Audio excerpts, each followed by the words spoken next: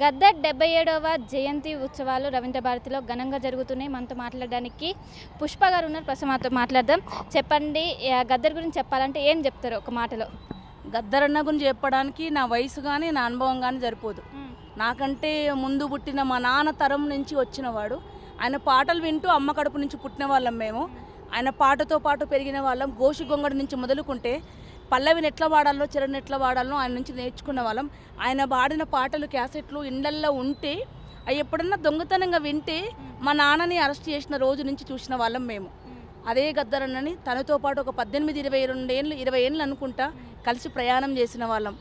నన్ను బొంబాయి పాట పాడుతుంటే ముసలమ్మ అని ముద్దుగా పిలిచి, పుష్పమ్మ అని ముద్దుగా పిలిచే ఆ గద్దరన్న లేడు. ఈరోజు ఈ సందర్భం వస్తుందని ఇట్లా తన ఫోటోకు దండ ఇంత తొందరగా వేయాల్సి వస్తుందని మేము అనుకోలేదు. గద్దరన్న బతికే ఉంటాడు. ప్రజల కోసం పాట పాడేవాళ్ళు గద్దరన్న పాట బతుకున్నన్ని రోజులు ఇంకెన్ని తరాలైనా గద్దరన్న బతికే ఉంటాడు. అంటే గద్దరన్న పాడేదానిలో మీకు ఇష్టమైన పాట ఏంటి? గద్దరన్నగానే మీకు గుర్తుకొచ్చే పాట ఏంటి? చాలా పాటలు ఉన్నాయండి గద్దరన్న పాట. భారతదేశం భాగ్యసీమరా భారతదేశం భాగ్యసీమరా సకల సంపదల కొదవలేదురా, బంగారు పంటల భూములున్నాయి, సావు ఎరగని జీవనదులురా, సావు ఎరగని జీవనదులురా, అంగట్లోన అన్ని ఉన్నాయి, అల్లుని నోట్లో శని ఉన్నట్లు, అల్లుని నోట్లో శని ఉన్నట్లు, సకల సంపదలు గల్ల దేశమున దరిద్రం ఎట్లుందో నాయన, దరిద్రం ఎట్లుందో నాయన, 170 పైగా జనులు భూమి నమ్ముకొని బతుకుతున్నారు. నేటికి ఈ సమస్య ఉన్నది. ఆయన పాడిన నేను ఒక 22 ఏళ్ళు 23 ఏళ్ళుగా పాట పాడుతున్న పాట, నేను ఇప్పటికీ తెలంగాణ సాంస్కృతిక సారథి ఉద్యోగస్తురాలుగా ఉండి కూడా పాడుతున్న పాట అమ్మ పాట. ఇంకా 50 ఏళ్ళైనా పాడుకునే పాట. ఒక 22 ఏళ్ళు 23 ఏళ్ళ కిందనే గద్దరన్న రాసిన పాట అది.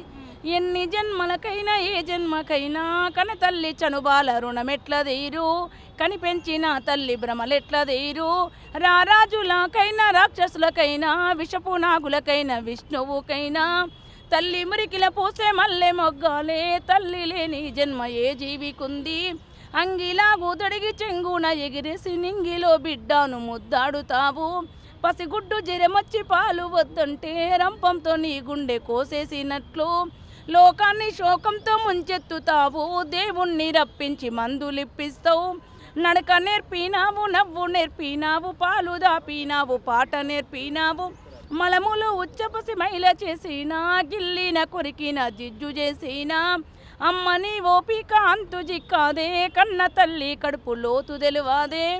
అప్పుడే రాసిన పాట గద్దరన్నది. వేల మంది అమ్మలు, లక్షల మంది అమ్మలు వాళ్ళ బిడ్డల కంటే ఎక్కువ రోజు కష్టం చేసుకుంటే అన్నం లేని తల్లులు పాసిపోయిన అన్నాన్ని వాళ్ళు తిని వేడి మీద పొయ్యి మీద ఉన్న బువ్వ ఎప్పుడు తినొచ్చిర్రో బిడ్డలు జనం దగ్గర 3 బాటల కాడ నిలబడి పాటలు పాడేటోళ్ళు వీళ్ళకు కడుపు నిండా అన్నం పెడితే బాగా పాటలు పాడతారని ఆ తల్లులను వాళ్ళ ప్రేమ మీద రాసుకున్న పాట అది. గద్దరన్న వాళ్ళ అమ్మతోని చాలా తక్కువ సమయాన్ని స్పెండ్ చేసి ఉండాలి. మేమే అందరం అంతే, ప్రజల కోసం పనిచేసే వాళ్ళందరం మా కుటుంబ సభ్యులతో మేము ఎప్పుడు స్పెండ్ చేయము, ప్రజలతోనే స్పెండ్ చేసినాం కాబట్టి ఆ అమ్మల ప్రేమ మీద రాసిన పాట. పద్మ పురస్కారం ఇవ్వాలని డిమాండ్ ఉంది, కానీ ఇంకోవైపు నాయకులందరూ కూడా ఒక నక్సలైట్ భావాలు కలిగిన వ్యక్తికి ఎలా ఇస్తారని అంటారు. దీనిపైన మీరేమంటారు? నాకు తెలిసినంత వరకు ఇది పిచ్చి క్వశ్చన్. నా సొంత అభిప్రాయం ఉండే, నేను రాజకీయాలు మాట్లాడతలేను కానీ నా సొంత అభిప్రాయము, ఒక తెలంగాణ రాష్ట్ర ప్రభుత్వం కొట్లాడ తెచ్చుకున్న తెలంగాణ రాష్ట్రంలో రాష్ట్ర ప్రభుత్వమే గద్దరన్న పేరు మీద ఒక అవార్డును క్రియేట్ చేసింది. ఆయన పేరే అవార్డుకున్నప్పుడు ఆయన ఇంకెవరు అవార్డు ఇవ్వాలని? ఆయన గద్దరన్నకు అవార్డు ఇవ్వాలన్నా, ఆయన పేరు ఉచ్చరించాలన్నా, ఆయన గురించి మాట్లాడాలన్నా చాలా ధైర్యం కావాలి. ఎందుకంటే ఆయన పనిచేసిన పని కానీ, నేర్చుకున్న రాజకీయాలు కానీ, ఆయన జరిగిన ప్రయాణం కానీ చాలా గొప్పది. రక్తపు చేతులతోటి మతం మత్తులో ఉన్నవాళ్ళు, మతం రంగుతో ఉన్నవాళ్ళు, కులాలను విడదీసి పాలించే వాళ్ళకు ఆయనకు అవార్డు ఇవ్వాలంటే ధైర్యం కూడా ఉండాలండి. అట్లాంటి అవార్డులు వద్దన్నది నా పర్సనల్ ఒపీనియన్. తెలంగాణలో కాంగ్రెస్ ప్రభుత్వం ఏర్పడినప్పటి నుంచి గద్దరన్నకు పెద్దపీట వేస్తున్నారు. జయంతి వేడుకలు కూడా రాష్ట్ర ప్రభుత్వం ఆధ్వర్యంలో జరుగుతున్నాయి. ఏమంటారు దీనిపైన? చాలా తెలంగాణ కళాకారులంగా చాలా గర్వపడుతున్నాం. ప్రజల కోసం పనిచేసే వాళ్ళు, ప్రజల పక్షాన నిలబడ్డ వాళ్ళని సబ్బండ వర్గాలను ఏకం చేయడానికి, ఒక తాటి మీద తేవడానికి 3 భాషలలో పాటలు పాడి, నాకు తెలిసినంత వరకు, నేను చూసినంత వరకు చాలామంది కవులు కళాకారులు ఉన్నాయి, విలక్షణమైన పాటలు రాసేవాళ్ళు, పాడేవాళ్ళు. కానీ బూటపు ఎన్కౌంటర్ల నుంచి మొదలుకుంటే ఆ ఎన్కౌంటర్లో చనిపోయిన భర్తల యొక్క బావ కోసం, నువ్వు రా బావా నా కోసము, కానీ వస్తే పోలీసు వాళ్ళు చంపుతారేమో దగ్గర నుంచి మొదలుకుంటే నిన్నటి వరకు జరిగిన విలక్షణమైన పోరాట రూపాలను ఎదుర్కొంటే అట్లాంటి కళాకారుడి కోసం ప్రభుత్వం చాలా గొప్ప నిర్ణయం తీసుకుందని నేను అనుకుంటున్నా.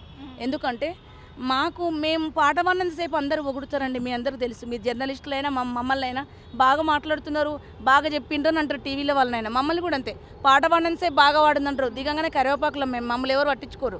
అట్లాంటి కరివేపాకు కూడా చాలా విటమిన్స్ ఉన్నాయి, చాలా ప్రోటీన్స్ ఉన్నాయి, వీళ్ళ అవసరము, జాతికి అవసరం, జీవితానికి అవసరం, రాష్ట్రానికి అవసరం అని గుర్తించింది ప్రభుత్వం. గద్దరన్నకు ఒక్కరికి వచ్చిన గౌరవంగా మేము భావించట్లేం. మేము బతుకున్నప్పుడు ప్రజల పక్షాన నిలబడిన ఒక కళాకారుడు గొప్ప ఇంత పెద్ద స్థానాన్ని ఇచ్చినందుకు మా అందరికి ఇచ్చినట్టుగా ఫీల్ అవుతున్నాం మేము. Thank you. సో మొత్తం మీద గద్దరన్నతో విడదీయలేని అనుబంధం ఉంది. ఈ చిన్న పాట విన్నా కూడా అన్న రోమాలు నిక్కపొడిస్తే. ముఖ్యంగా తెలంగాణలో కాంగ్రెస్ ప్రభుత్వం ఏర్పడినప్పటి నుంచి గద్దరన్నకు పెద్దపీట వేస్తున్నారు. ఇలా వేయడం చాలా సంతోషంగా ఉంది. అండ్ ఒకవైపు తెలంగాణ సంస్కృతి కావచ్చు, సాహిత్యాన్ని కావచ్చు, తెలంగాణ ప్రభుత్వం పెద్దపీట వేస్తుంది. ఎంతో సంతోషం. ఒకవైపు కళాకారులను కూడా ఎంకరేజ్మెంట్ ఇవ్వడం అనేది చాలా సంతోషంగా ఉందంటూ కూడా వేముల వీరేశం సతీమణి వేముల పుష్ప ప్రస్తుతం పాటు చెప్తున్నారు. ప్రపంచంలో ఏ మూల ఏ క్షణం ఏం జరుగుతుందో వేగంగా తెలుసుకోవడానికి తొలి వెలుగు వాట్సాప్ ఛానల్ని ఫాలో చేయండి.